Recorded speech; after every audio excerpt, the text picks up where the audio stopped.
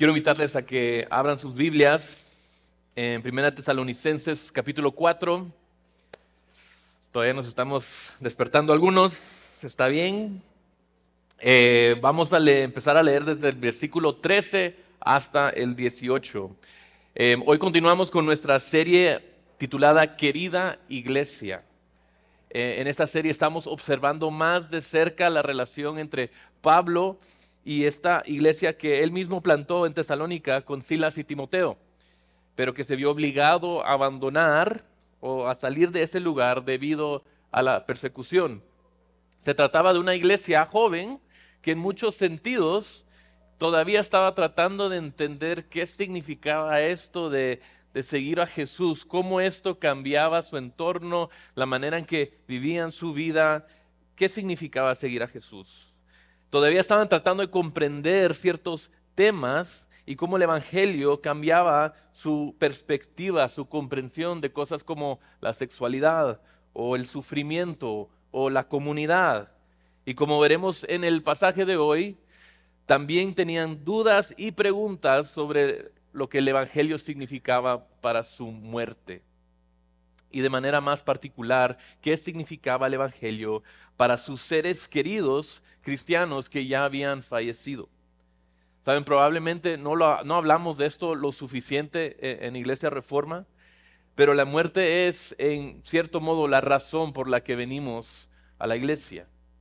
Y cuando veo la iglesia en Tesalónica, en cierto modo veo también a Reforma. Somos una iglesia joven con muchas preguntas, muchas dudas.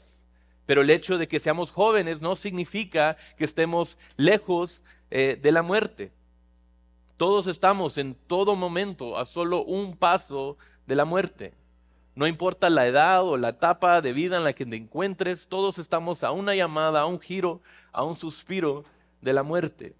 Y no digo esto para infundir miedo en nadie, es simplemente la verdad. Nadie sabe en qué momento la muerte va a llegar. Entonces vemos en Tesalónica que después de haber experimentado recientemente mucha muerte, la iglesia a través de Timoteo le pregunta a Pablo, ¿qué ofrece el Evangelio para quienes están enfrentando la muerte? Y la respuesta de Pablo es esperanza. El Evangelio nos da la esperanza frente a la muerte. ¿Cómo? Bueno, leamos el pasaje y luego vamos a hacer algunas observaciones. Lo va a leer todo, desde el 13 al 18 en el capítulo 4. Primera Tesalonicenses 4, versículo 13 empieza así. Pero no queremos, hermanos, que ignoren acerca de los que duermen, para que no se entristezcan como lo hacen los demás que no tienen esperanza. Porque si creemos que Jesús murió y resucitó, así también Dios traerá con él a los que durmieron en Jesús. Por lo cual les decimos esto por la palabra del Señor, que nosotros los que estemos vivos y que permanezcamos hasta la venida del Señor, no precederemos a los que durmieron. Pues el Señor mismo descenderá del cielo con voz de mando, con voz de arcángel y con la trompeta de Dios. Y los muertos en Cristo se levantarán primero. Entonces nosotros, los que estemos vivos y que permanezcamos, seremos arrebatados juntamente con ellos en las nubes al encuentro del Señor en el aire. Y así estaremos con el Señor siempre. Por tanto, compórtense unos a otros con estas palabras. Esta es la palabra de Dios. Oremos rápidamente. Señor, ayúdanos a entender hoy tu palabra, a confiar en tu palabra, Señor, y que tu palabra penetre profundamente en nuestros corazones de tal manera que podamos servirte y servir a otros con cada don que tú nos has dado. Oramos esto en tu santo nombre. Amén.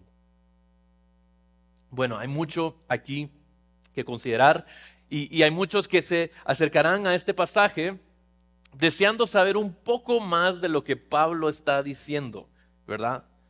Pero la pregunta de los tesalonicenses es en realidad bastante simple. Lo que él está respondiendo es bastante simple.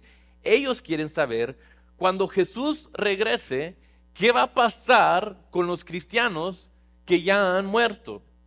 Y podemos suponer que debido a la persecución que estaban experimentando en ese momento, algunos cristianos, algunos de sus seres queridos ya habían muerto. Y Jesús aún no había regresado. Entonces, quieren saber cuál es el destino de aquellos que han sufrido y muerto en el nombre de Jesús. Y sinceramente, para el lector moderno, Pablo parece dar una respuesta que solo produce más preguntas, ¿verdad? Y hoy muchas personas se acercan a este pasaje tratando de determinar la secuencia exacta de los acontecimientos involucrados en la segunda venida del Señor. Y algunos se esfuerzan tanto por decodificar y abrir esa secuencia exacta que hasta han dividido a la iglesia por ello. Si tu postura es diferente a la mía, entonces no podemos comer en la misma mesa. No, si no crees en esto, no sos cristiano. A, B y C, ¿verdad? No creo que eso es lo que Pablo quisiéramos con sus palabras. Debemos recordar el contexto y prestar atención a la advertencia del comentarista David M. Chapman cada vez que nos acercamos a pasajes como estos que tratan con el fin de los tiempos. El comentarista David M. Chapman dice lo siguiente: a menudo Pablo responde a diferentes preguntas que hacen los intérpretes modernos y por lo tanto debemos ser conscientes de que en la providencia de Dios es posible que no lleguemos a las respuestas satisfactorias a todas nuestras reflexiones teológicas modernas. Recuerda que estamos entrando en una conversación que ya comenzó entre dos grupos, Pablo y la iglesia tesalonicense. Es muy probable que Pablo ya haya estado hablando estas cosas con ellos acerca de estos temas. Que hay algunas cosas que ha compartido con ellos en persona que no comparte aquí en esta carta. Por lo tanto, debemos ser humildes, iglesia, cuando nos acercamos a este texto y textos como este.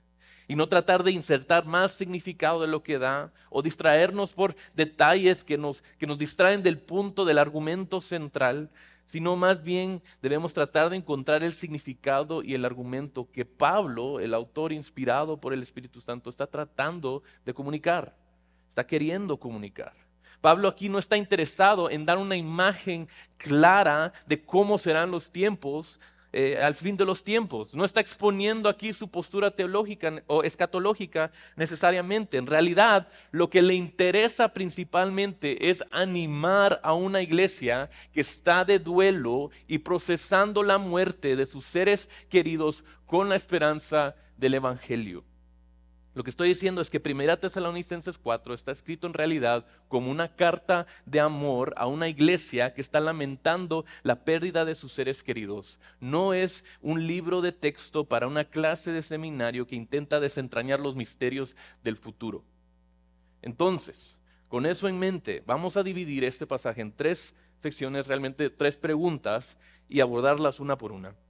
La primera: ¿dónde encuentra el cristiano su esperanza ante la muerte? Versículos 13 y 14. ¿Qué sucede con los muertos en Cristo? 15 al 17.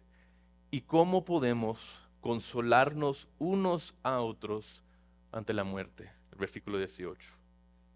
Entonces, miremos la primera pregunta.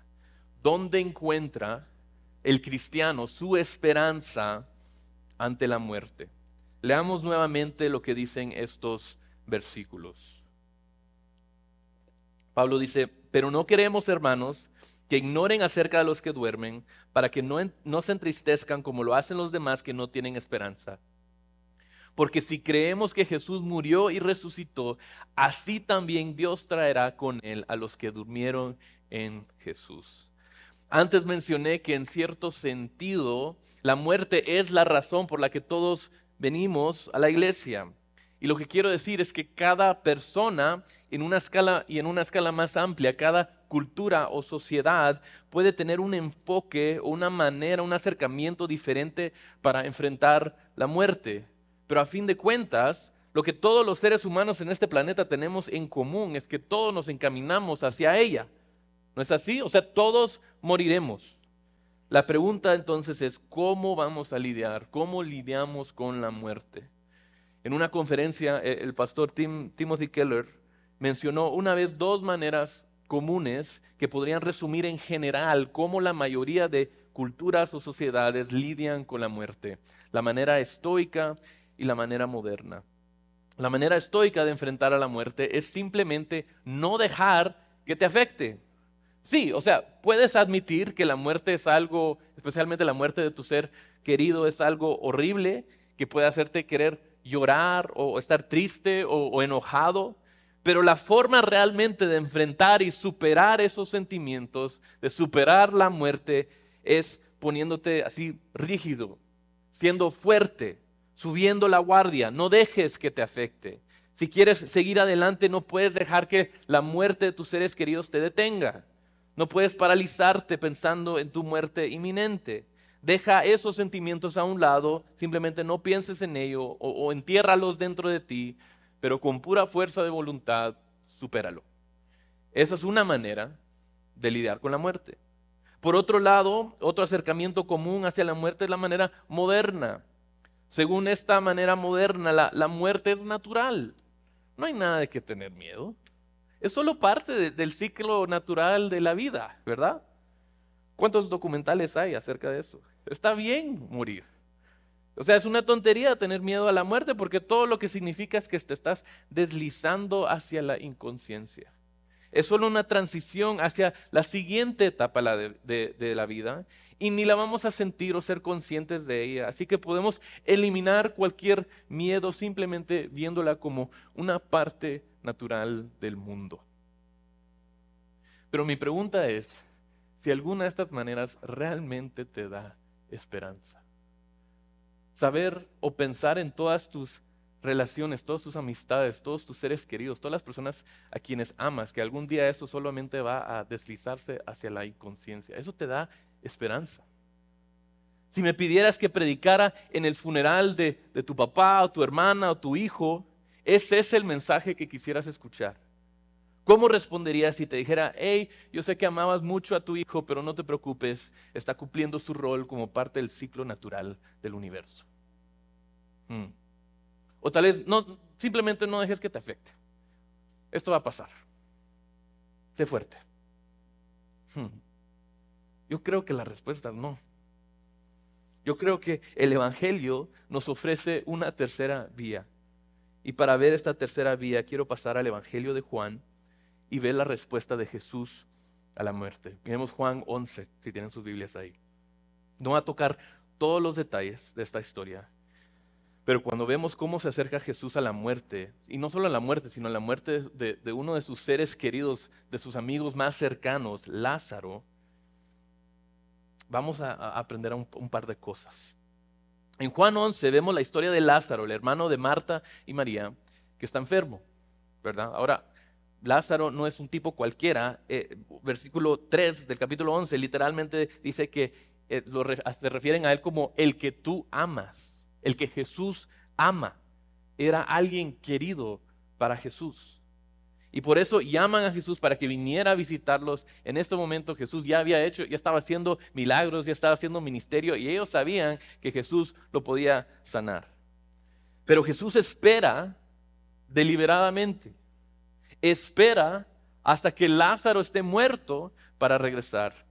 Y ya estando Lázaro muerto, Jesús le dice a sus discípulos, versículo 11, capítulo 11, versículo 11, dijo esto, y después añadió: nuestro amigo Lázaro se ha dormido, pero voy a despertarlo. Los discípulos entonces le dijeron: Señor, si se ha dormido, se recuperará. Jesús había hablado de la muerte de Lázaro, pero ellos creyeron que hablaba literalmente del sueño.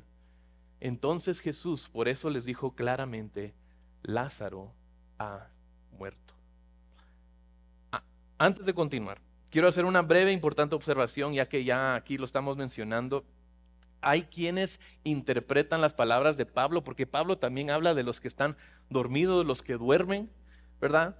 Y hay algunos que interpretan estas palabras, estas frases, como prueba de un estado alternativo en el más allá, donde estamos muertos, pero todavía no con el Señor. O sea, muertos pero dormidos, en un estado nuevamente como de inconsciencia.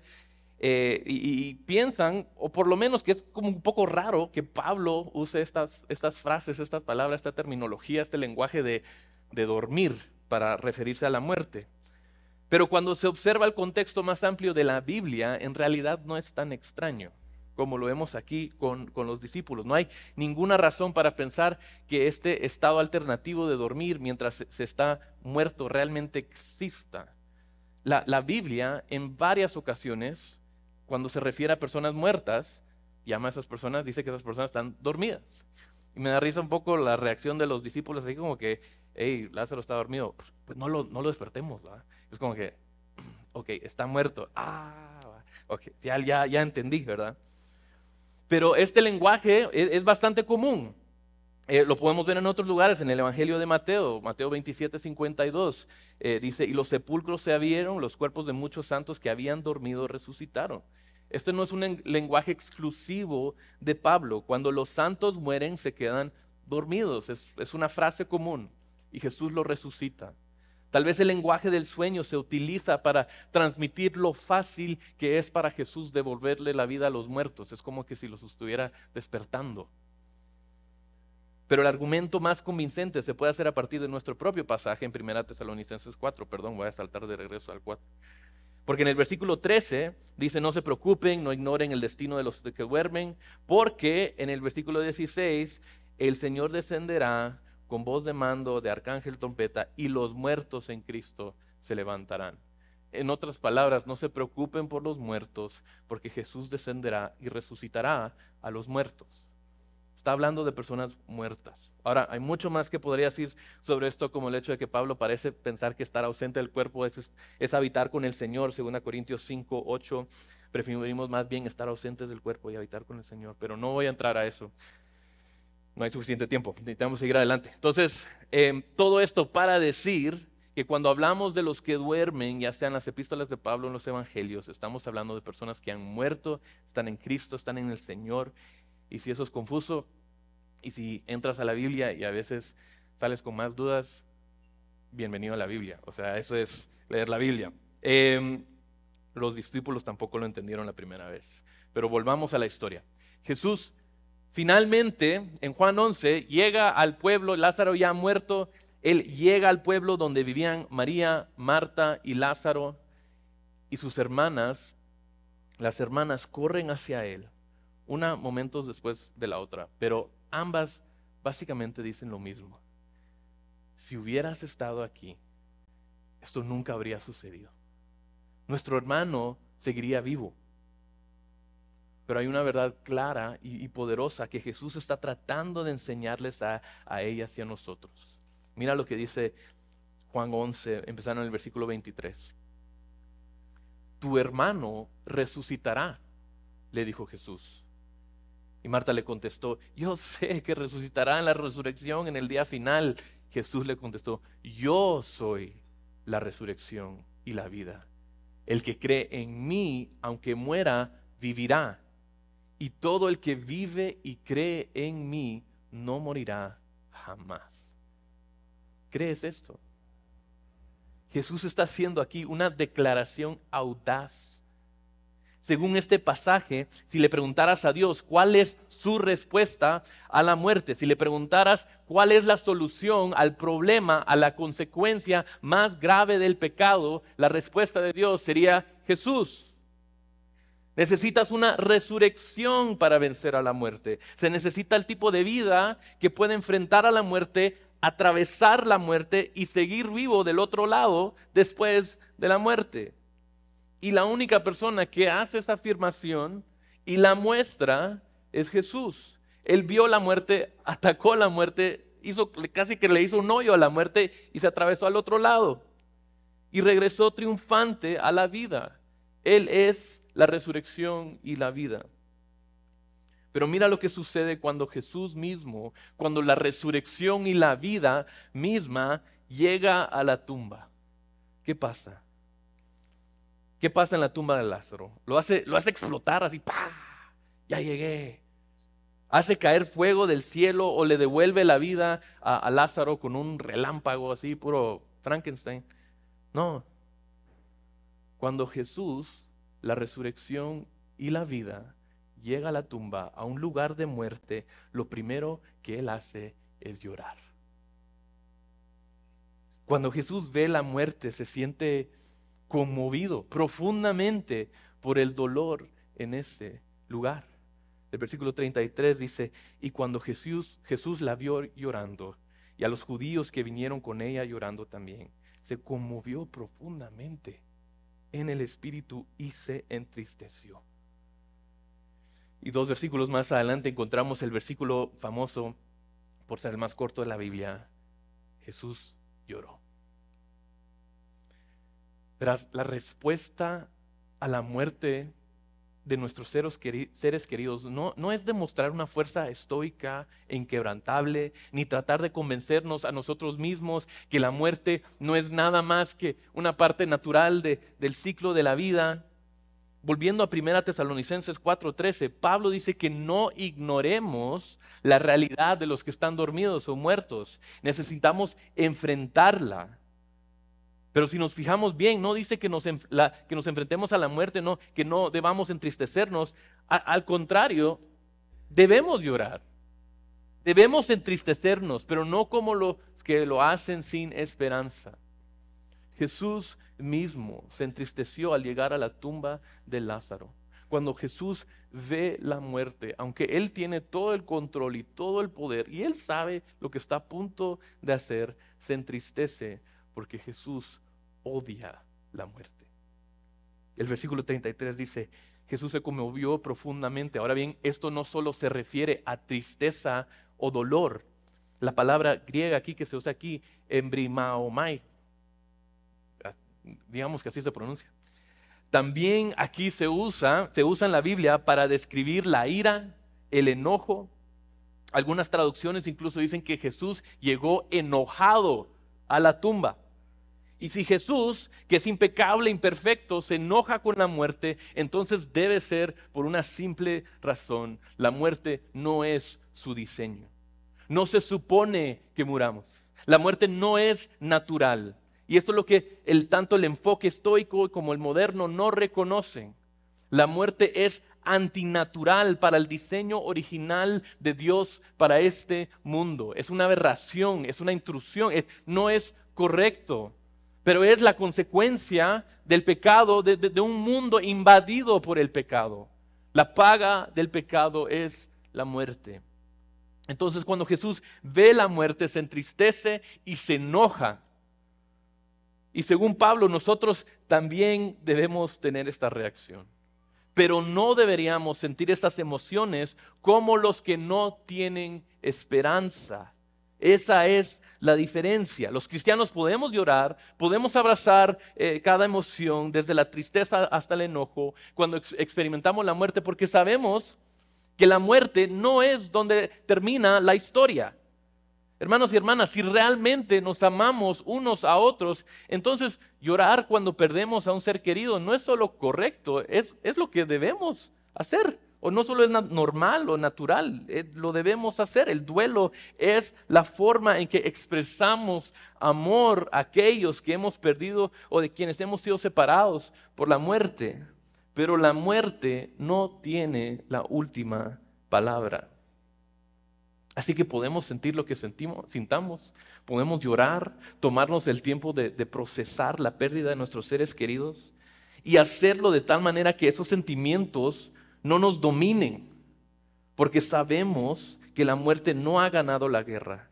En la familia de Dios, de hecho, tenemos la esperanza de ver el día en que todos los santos se reunirán en la resurrección. Y todo esto es gracias a Jesús, versículo 14, porque si creemos que Jesús murió y resucitó, así también Dios traerá con Él los que durmieron en Jesús. Este es el fundamento de nuestra esperanza frente a la muerte. Jesús murió y resucitó y nosotros también lo haremos. Ahora, ¿cómo se ve esto? Esto nos lleva a nuestra segunda pregunta. ¿Qué sucede con los muertos en Cristo? ¿Qué sucede con los santos que están durmiendo? Es decir, aquellos que ya están muertos. ¿Qué sucederá con ellos cuando Jesús regrese y qué sucederá con aquellos que aún estén vivos cuando Jesús regrese. Leamos, versículo 15. Por lo cual les decimos esto por la palabra del Señor, que nosotros los que estemos vivos y que permanezcamos hasta la venida del Señor, no precederemos a los que durmieron. Pues el Señor mismo descenderá del cielo con voz de mando, con voz de arcángel y con la trompeta de Dios. Y los muertos en Cristo se levantarán primero. Entonces nosotros, los que estemos vivos y permanezcamos, seremos arrebatados juntamente con ellos en las nubes al encuentro del Señor en el aire. Y así estaremos con el Señor siempre. Bueno, hay mucho que analizar aquí. Pero lo que Pablo está diciendo no es necesariamente nuevo. Está repitiendo una verdad que comprende, como dice aquí, por la palabra del Señor. Eso significa que o bien está comunicando lo que Jesús comunicó a sus discípulos sobre la escatología y después los discípulos se lo comunicaron a él, o es algo que recibió a través de una revelación directa de Jesús.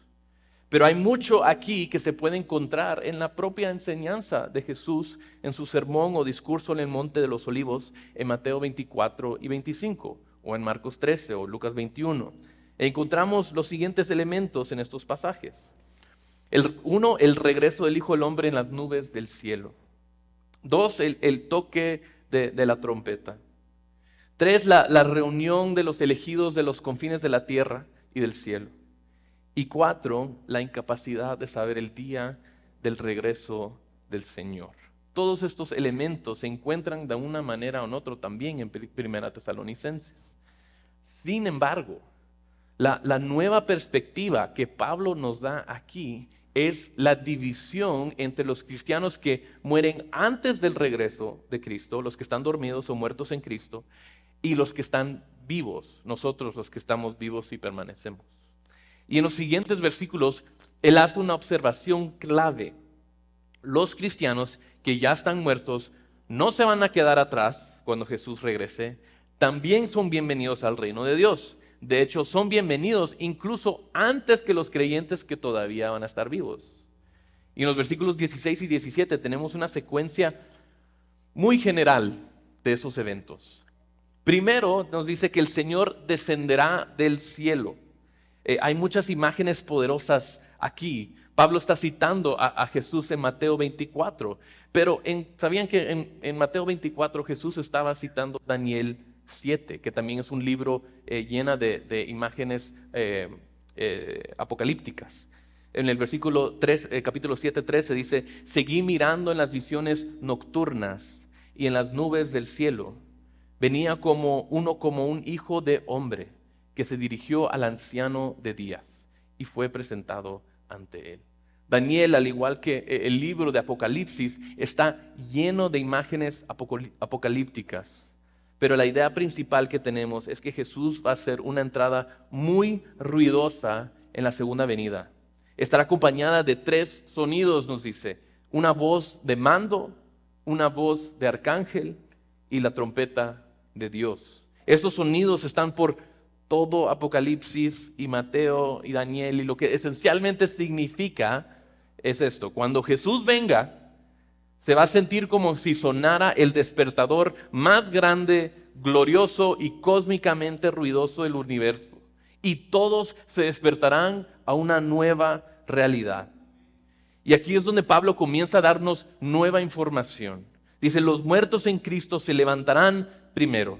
Ahora, Jesús no dice esto explícitamente, pero tal vez sea la interpretación de Pablo de lo que significa para Jesús reunir a sus escogidos de los 4 vientos, en Mateo 24, 31.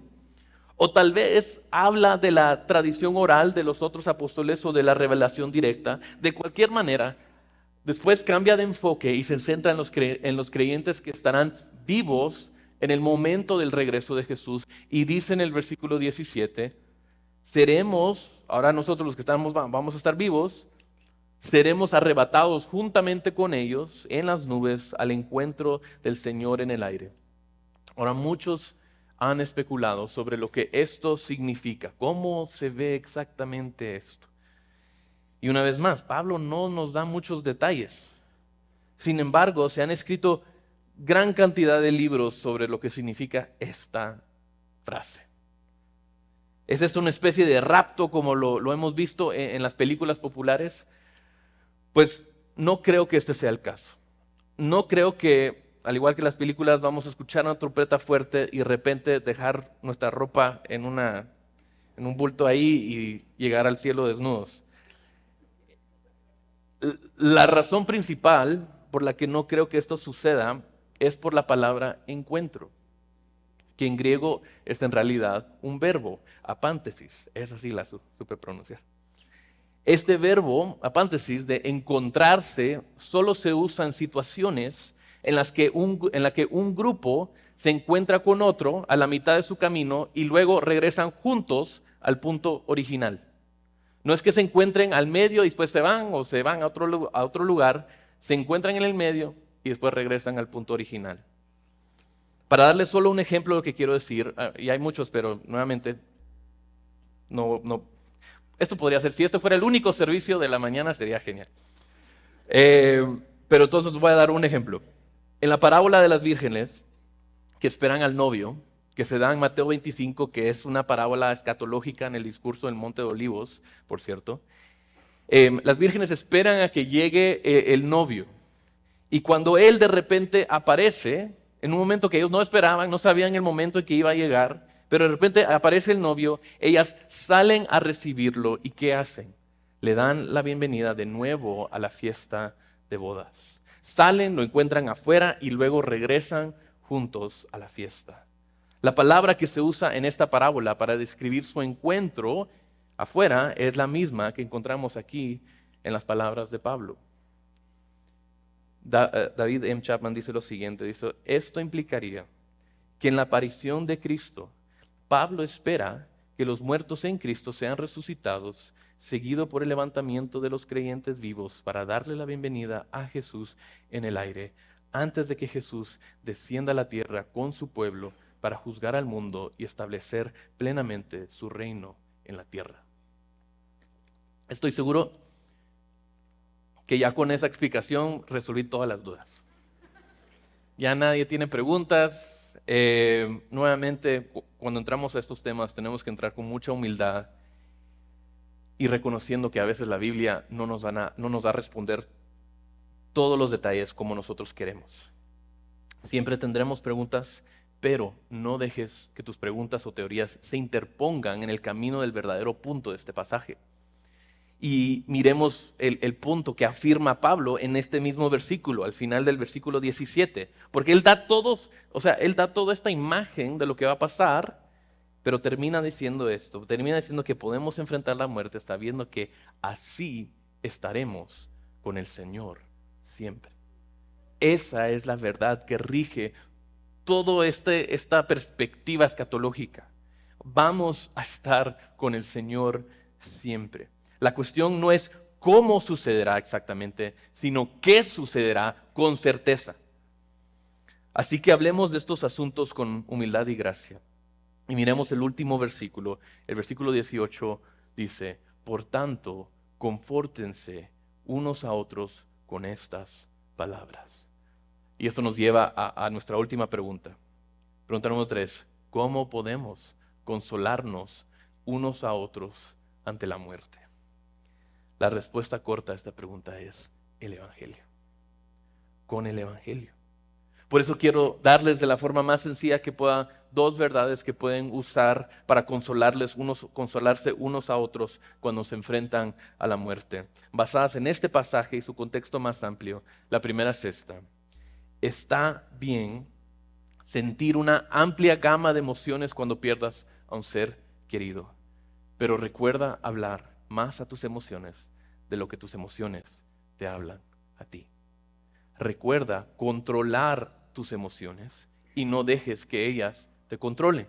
¿Y cómo haces esto? Pues predicándote el Evangelio a ti mismo. Creo que en realidad vemos esta imagen increíblemente clara en las palabras del salmista cuando dice en el Salmo 42:5, ¿por qué te desesperas alma mía, y por qué te turbas dentro de mí? Espera en Dios, pues he de alabarlo otra vez por la salvación de su presencia. ¿Qué le sucede al salmista aquí? Casi parece esquizofrénico. Está profundamente turbado, pero también confía en el Señor. Y me encanta lo que dice Nancy Guthrie sobre este versículo. Ella dice, en lugar de escuchar sus propios pensamientos desesperados, le dijo la verdad a sus pensamientos. En lugar de confiar en sus sentimientos, los desafió. En lugar de hablar de la verdad del Evangelio como algo que está ahí afuera para otras personas, lo aplicó a sí mismo personalmente.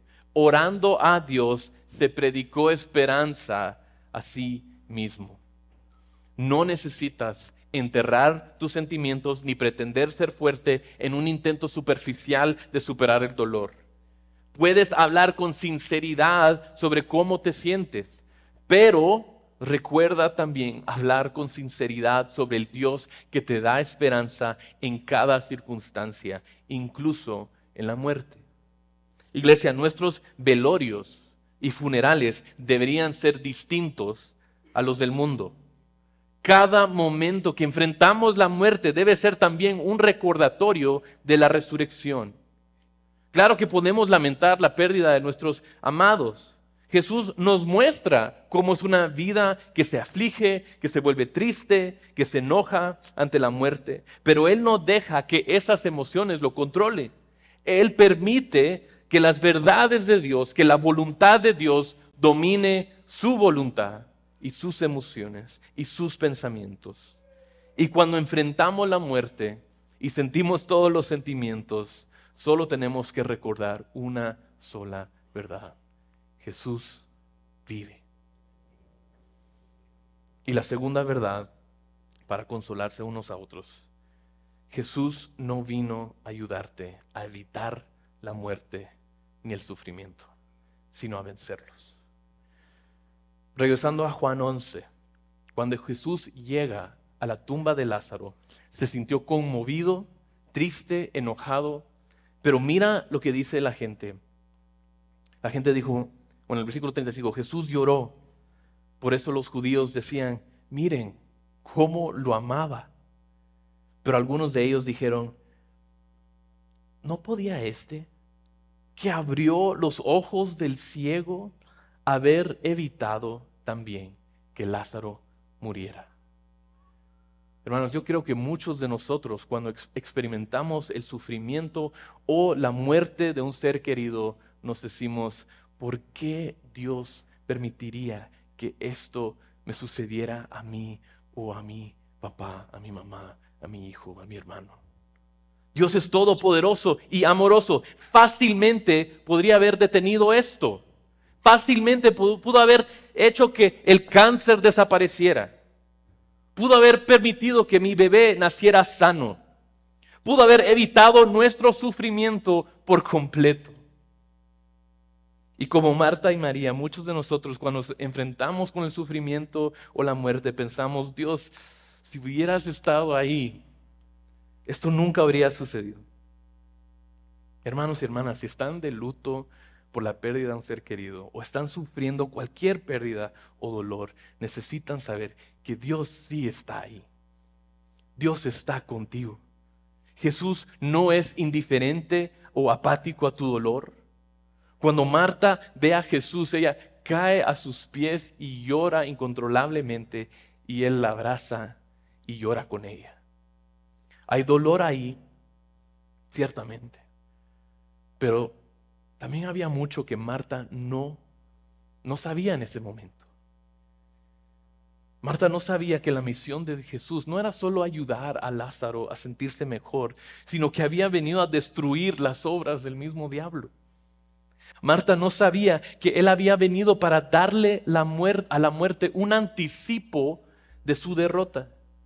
Ella no sabía que Jesús había venido para mostrar que ahora era el momento en que los muertos escucharían la voz del Hijo de Dios y que serían traídos de vuelta a la vida.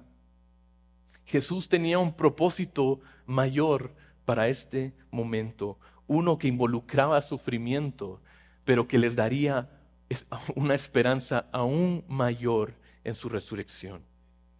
Y quizás lo más significativo que Marta no sabía es que en el momento que Jesús resucitaría a Lázaro de entre los muertos, ese momento desencadenaría el comienzo del fin para Jesús.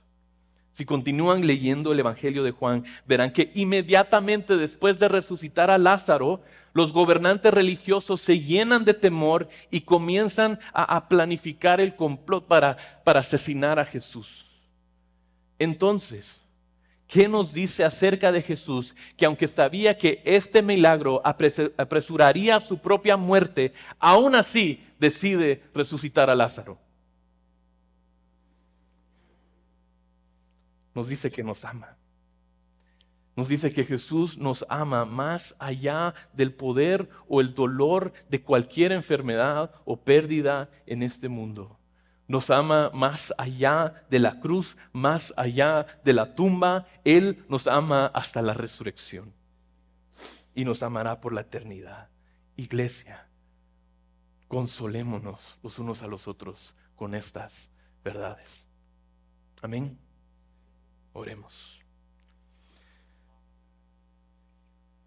Jesús, te damos gracias porque tú viniste a este mundo y no solamente nos liberaste del poder del pecado, también sufriste nuestra consecuencia. Tomaste nuestro lugar y moriste por nosotros. Pero celebramos hoy, Señor, la verdad más maravillosa del mundo, y es que tú no te quedaste en la tumba, sino que resucitaste de entre los muertos y ahora tu resurrección, Señor, es nuestra esperanza. Y la muerte en este mundo no tiene la palabra final. Tú has ganado la batalla por nosotros.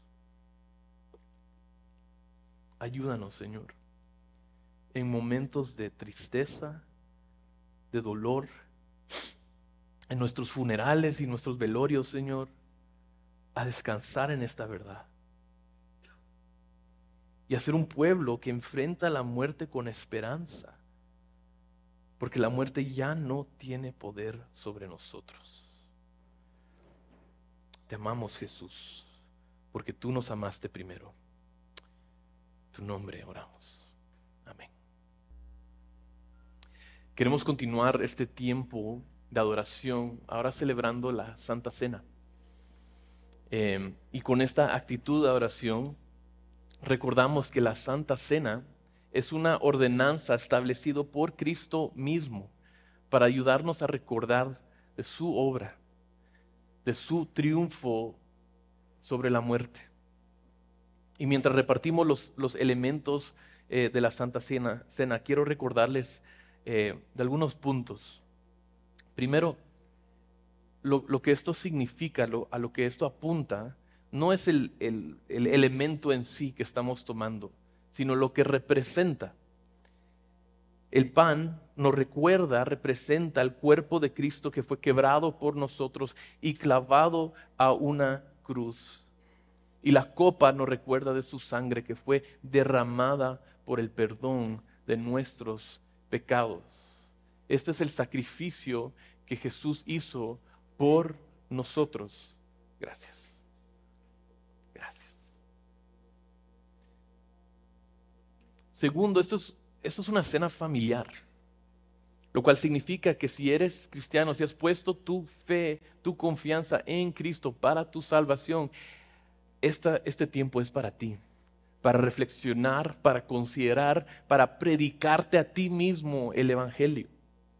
Y si aún no has tomado ese paso, está bien, estamos alegres, gozosos de que estés aquí con nosotros, pero te pedimos que por favor no participes. Pero pregúntale a alguien, porque ellos sí. Y último, este es un tiempo para examinarte, para ver si hay algún ídolo que el Espíritu Santo ha expuesto en tu corazón, algún pecado que debes confesar, alguien a quien pedirle perdón. Ven delante del Señor, muéstrale tu corazón y deja que te ministre el Espíritu. ¿Por qué no tomamos un tiempo para reflexionar y orar?